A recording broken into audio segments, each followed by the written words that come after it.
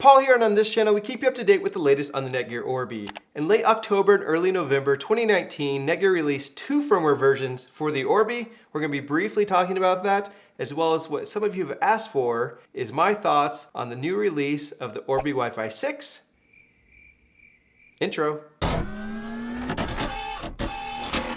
A real quick note before we begin, I did log into the Orbi using my app as well as web version and found that the latest firmware version is 2.3.5.30 and not the newest ones I'm talking about, so perhaps they're not pushing them yet. And I did see on some blogs some people having some issues with them, so you may want to hold off unless these are pertinent to you.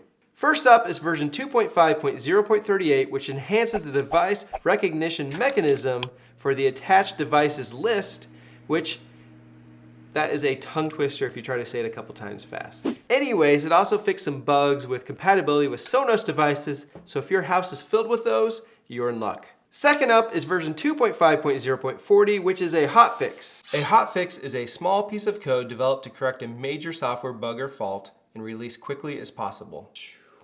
Sounds like something you want. The hotfix is around updating the HTTPS certificate. Many of you have been asking my opinion on the Orbi Wi-Fi 6, so let's move this out of the way and talk about it. The specs look as good as the unit itself. That looks like the Wi-Fi system of the future.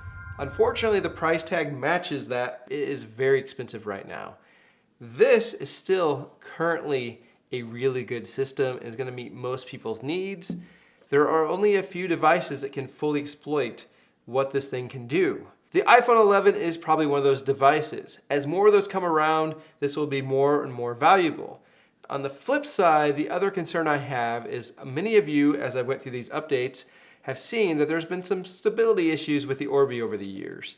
Will this new Wi-Fi 6 system also have stability issues as it grows? I don't know, but it is a concern of mine. So right now, I'm planning on staying with the current Orbi generation and will probably move up at some point. If Netgear wants to send me one, I'll sure take a look at it, test it out, and see how well it works.